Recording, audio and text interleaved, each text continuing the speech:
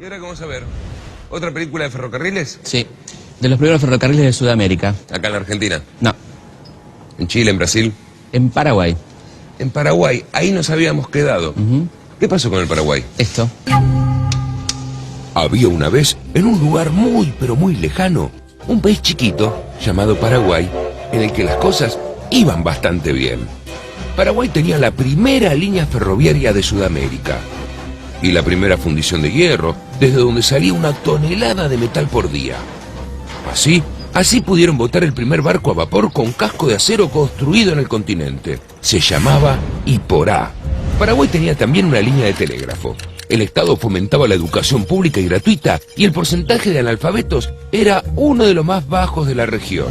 En solo 5 años, entre 1857 y 1862, la cantidad de alumnos en las escuelas paraguayas pasó de 16.000 a 25.000. No había latifundios ni esclavos. La tierra estaba repartida de otra manera. El Estado disponía de grandes extensiones que arrendaba a los campesinos. Eran las estancias de la patria, desde donde se producían yerba mate y tabaco para exportar a todo el mundo. Paraguay era el único país de América Latina sin desocupados y sin deuda externa. Algo había que hacer. Qué increíble, ¿eh? Parece un cuento. Pero era real, Mario, ¿eh? Claro. Tan real que según algunos, el Paraguay era muy mal ejemplo para el resto de América Latina. Sí, está bien. Pero por lo que vi, esto no alcanzaba para declarar una guerra. Bueno, Mario, pero sabemos cómo son estas cosas, ¿no? El presidente paraguayo, Serrano López, un dictador que pone en peligro la seguridad de la región, bla, bla, bla, ¿no? Que le encontraron armas de destrucción masiva. Sí. Al final Bush no inventó absolutamente nada. No inventó nada. ¡Ey, ustedes dos! Si queremos salvar nuestras libertades y nuestro porvenir, tenemos el deber de ayudar a salvar el Paraguay. Tenemos que obligar a sus mandatarios a entrar en la senda de la civilización. Es una gran verdad. Ahora, ¿cómo comienza todo esto? Hacia 1863, Uruguay tenía un gobierno blanco, el de Bernardo Berro, que era aliado del Paraguay. Berro fue derrocado por los colorados al mando del general Venancio Flores. Los gobiernos de Argentina y Brasil financiaron y apoyaron el golpe. El imperio destruyó a bombazos la ciudad de Paysandú. Tras el ataque, el gobierno de Berro pidió la ayuda de su aliado Solano López, y este le declaró la guerra al Brasil inmediatamente. Pero para llegar al territorio brasileño, las tropas paraguayas debían pasar por suelo argentino. El gobierno de Mitre no se lo permitió. Eso sí, permitió el paso de las tropas brasileñas para atacar Paraguay. Una extraña forma de neutralidad.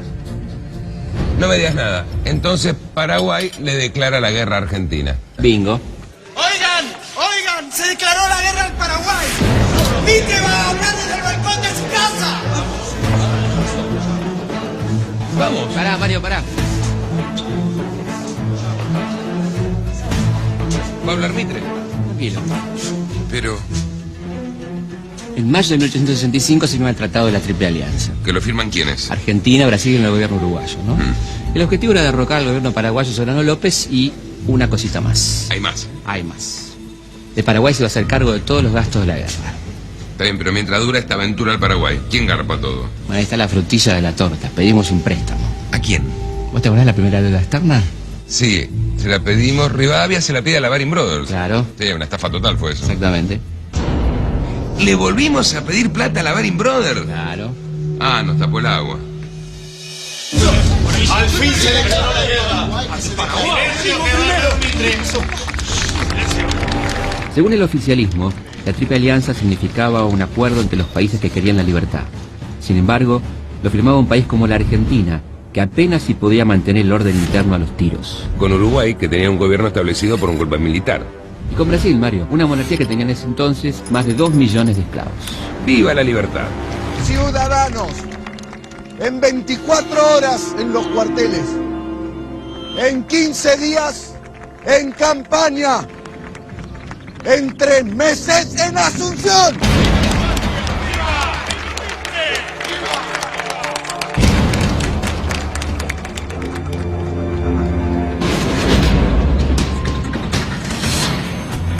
Los cálculos de Mitre fueron algo inexactos. La guerra duró casi 5 años, le costó al país más de 500 millones de pesos y 50.000 vidas humanas. Mitre dejó su cargo de presidente a su vicepresidente Marcos Paz y se puso al frente de las tropas argentinas. Bueno, en ese aspecto, nuestros respetos al señor Mitre. Claro, y a todos los miembros del gobierno que vieron perder la vida de sus hijos en el frente de batalla, ¿no? Cosa que ningún político de la actualidad estaría dispuesto a hacer. Mientras tanto, la gente de la provincia, ¿qué decía? El general Urquiza trató de reunir fuerzas en 2 oportunidades, pero le fue muy difícil.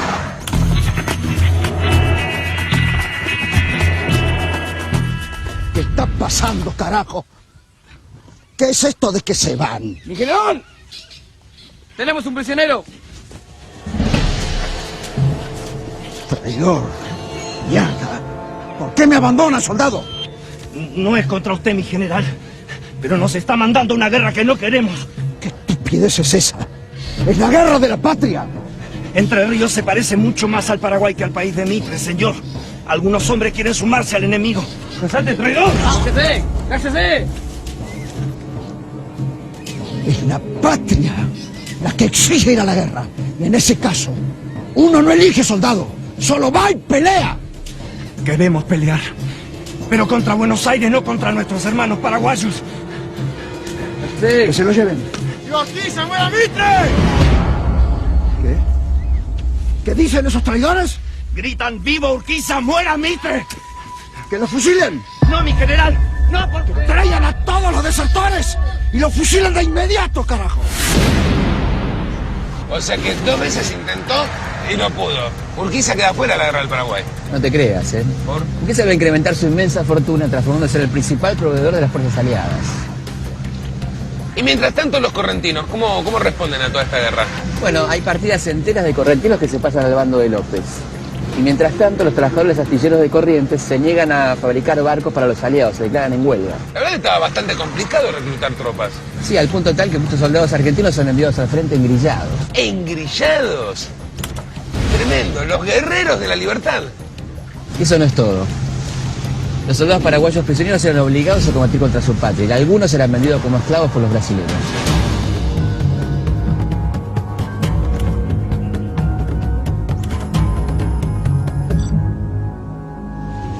¿Y cómo fue la guerra? Las fuerzas paraguayas fueron rápidamente expulsadas después de la batalla de Yatay y el sitio de Uruguayana. Ah, bueno, entonces ahí ya estaba. No, la guerra recién estaba empezando. Los aliados no se detuvieron, querían invadir, destruir, siguieron avanzando. Una cláusula del Tratado de la Triple Alianza los obligaba a seguir peleando hasta derrocar al presidente Solano López. El 16 de abril de 1866, 50.000 soldados aliados logran cruzar desde Corrientes hasta territorio paraguayo. Para hacerlo, deben enfrentar infinidad de obstáculos naturales a lo largo de interminables 12 días. Del otro lado, los esperaba la muerte y el deshonor. Mientras tanto, medios europeos difunden los términos hasta entonces secretos del Tratado de la Triple Alianza. La acción militar es repudiada por toda América y el mundo no duda en denominarla Guerra de Conquista. El 2 de mayo de 1866, las tropas de Flores son derrotadas por los paraguayos en Estero Bellaco. Pero 20 días después, triunfan los aliados en Tuyutí. Fue la batalla más grande de América del Sur. 33.000 aliados se enfrentaron a 25.000 paraguayos. Los derrotados tuvieron 6.000 muertos y 7.000 heridos.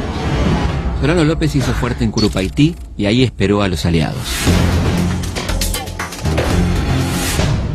Quédese tranquilo, en Curupaití no hay más que 50 cañoncitos. La artillería brasileña va a empezar de un momento a otro con su trabajo. Lo nuestro va a ser caminar hasta la fortaleza y tomar posesión. Fueron días de mucha lluvia, señor. ¿Será conveniente atacar mañana?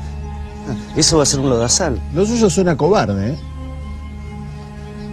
No podemos postergarlo más. De todas maneras, no hay forma de fracasar. ¿Es cierto lo que dicen?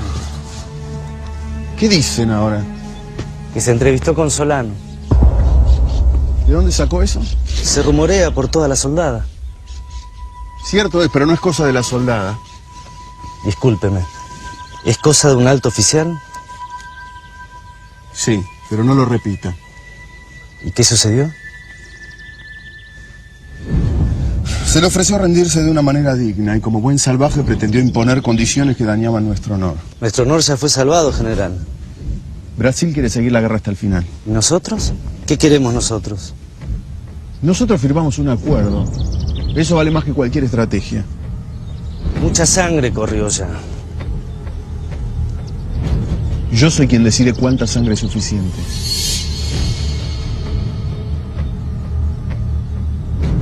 Con su permiso, general.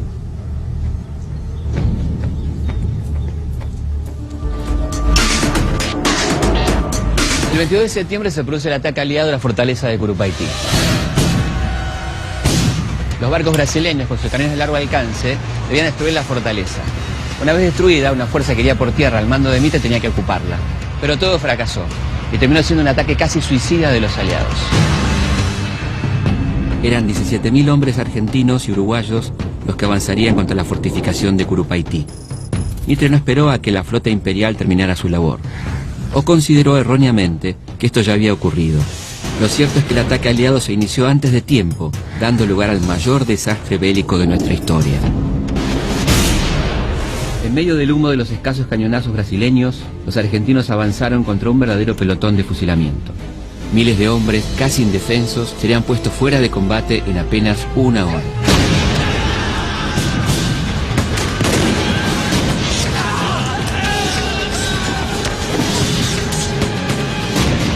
Las fuerzas paraguayas solo tuvieron 50 bajas, las fuerzas aliadas 9.000. Entre las 9.000 bajas de los aliados está la de Dominguito, el hijo de Sarmiento. Que estaba a favor de la guerra. Muy a favor.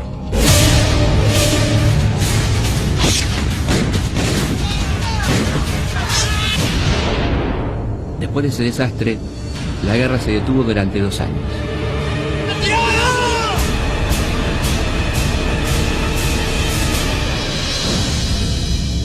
En la Argentina, las voces críticas se oían cada vez más fuertes, entre ellas la lúcida voz de Alberdi.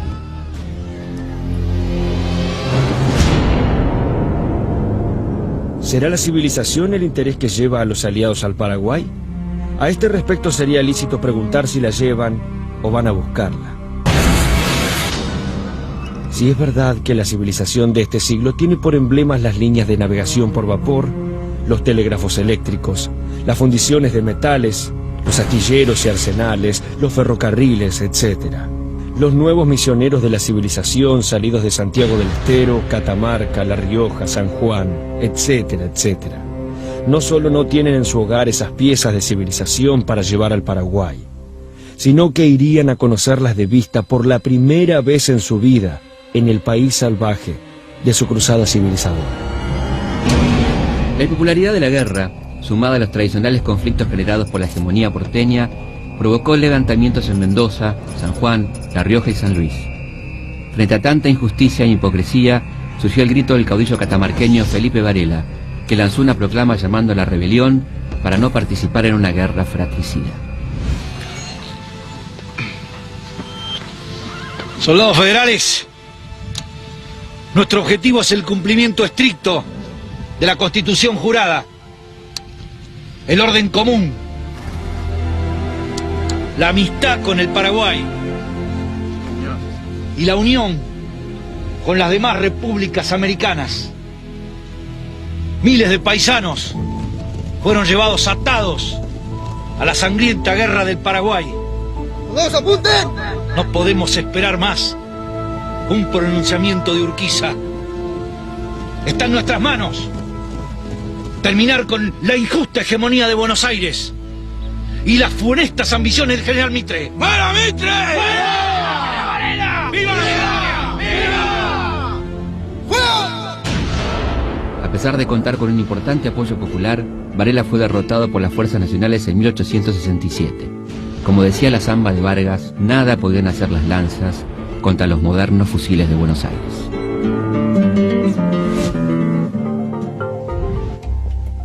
¿Y esto qué era? Esto fue una de las primeras acerías de América del Sur. Funcionó entre 1850 y 1869, ¿no? Acá se fabricaba el hierro para producir barcos, ferrocarriles, insumos domésticos. Fue una de las primeras acerías de toda América Latina, era algo bastante inédito en aquel momento donde todo se importaba de Gran Bretaña, ¿no? Y formaba parte del proyecto modernizador de los López, hacer un Paraguay moderno, independiente, autónomo.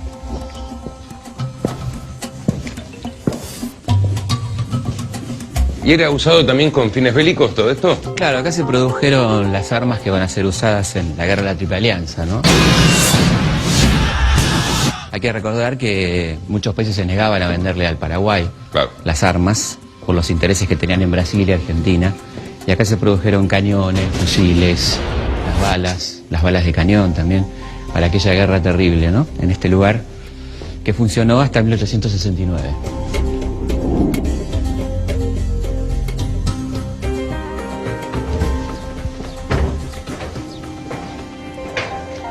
Bueno, los aliados destruyeron esto, lo dinamitaron, tiraron arena en el horno principal para arruinarlo para siempre, y a los defensores de este lugar, los militares que estaban a cargo, los decapitaron. Así que el sueño de un Paraguay productor de acero, productor de hierro, de ferrocarriles, quedó también enterrado con aquella guerra de la Triple Alianza, ¿no? Tras la derrota de Curupaytí, los aliados logran recuperarse y logran los triunfos de Humaitá y Lomas Valentinas. En el año nuevo de 1869, las tropas aliadas ingresan a Asunción saqueando, matando a sangre y fuego. La orden era que no tenía que quedar ningún paraguayo varón vivo mayor de 12 años.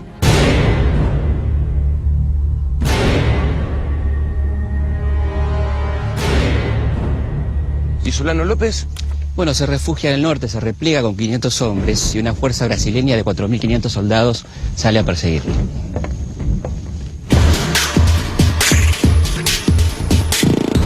El 1 de marzo de 1870, las fuerzas brasileñas copan las defensas paraguayas. López se interna en la selva. Acá, no podemos parar, están muy cerca. Vaya a defender a su madre y a sus hermanos. Vaya, asegúrese que escapen, no se detenga por nada. Vaya. Pero no. No, nada, ellos dependen de usted. No. Soldado. ¡Vaya! ¡Vaya! Nadie quería perderse las 100.000 libras que los civilizadores ofrecían por la cabeza del mariscal López. ¡López! Entréguese, eu garanto la vida. ¡Muero con mi patria! ¡No se resista! ¡Un querer vivo! ¡Muero con mi patria! ¡Las armas de hombre!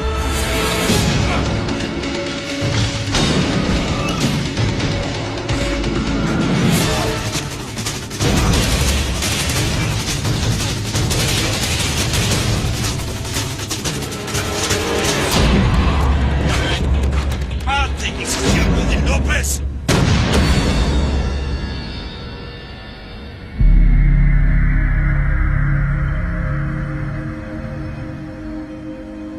Las campanas de las iglesias se habían transformado en cañones que a falta de balas disparaban piedras, huesos y arena.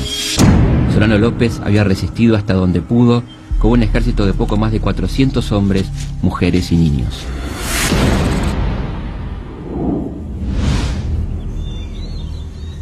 Lleven toda la comida. Vamos, apúrense con eso, por favor. No, eso esperen. Vamos a llevar lo que necesitemos nomás. Vamos. Vamos, apúrense. Que estén listos los caballos. Gracias. Vamos, suba. Suba. ¿Dónde está su padre, Panchito? Se quedó luchando. Yo no me voy hasta que llegue. Madre. No me voy a ir. No me... Madre, él me pidió que los proteja. Está bien. ¡Vamos! ¡Paren esa cajeta o disparamos! ¡Vamos, váyanse! ¡Ahí va, queridas! ¡Y López, esos bastardos! La que va ahí es la esposa del mariscal de Paraguay. ¡Entréguese! Un coronel paraguayo jamás se rinde. ¡Disparen!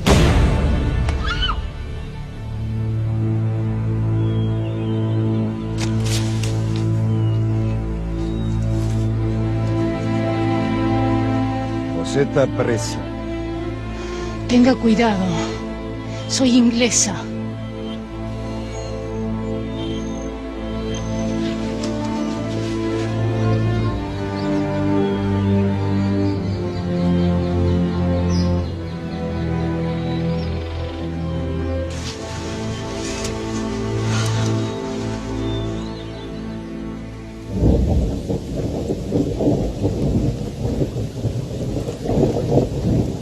Elisa Lynch fue una irlandesa que creció en un internado de Dublín. Como mujer cercana al presidente, atendió personalmente demandas sociales e impuso costumbres europeas a la sociedad de Asunción. Cuando López partió al frente para enfrentar a los aliados, Elisa Lynch partió a su lado. En el campo de batalla la llamaban el Coronel. En medio de la batalla de Tuyutí, tuvo su 7º hijo, que moriría de cólera pocos días después.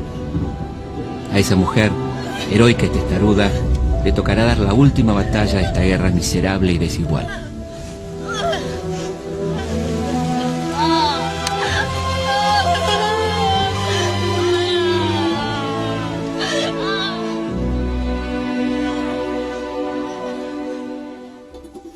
Después de la guerra, ya no quedaba un solo tren en Paraguay.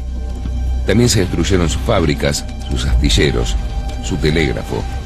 Las escuelas desaparecieron y buena parte de su territorio se repartió entre los ganadores. Su población fue diezmada. Pasó de tener 500.000 habitantes a tener 116.000, de los cuales solo un 10% eran hombres. El resto eran mujeres y niños. Y acá descansan los restos de Solano López. Junto a los restos de Solano López y de su valiente hijo quedaron enterrados también los sueños de un país digno y justo.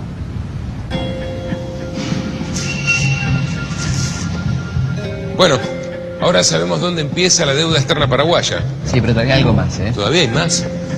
Según algunos documentos, el general Mitre ordenó arrojar al río Paraná los cadáveres de los muertos durante la guerra por cólera. ¿Y para qué? Para contagiar a las poblaciones ribereñas, particularmente a las de Entre Ríos, Corrientes y Santa Fe.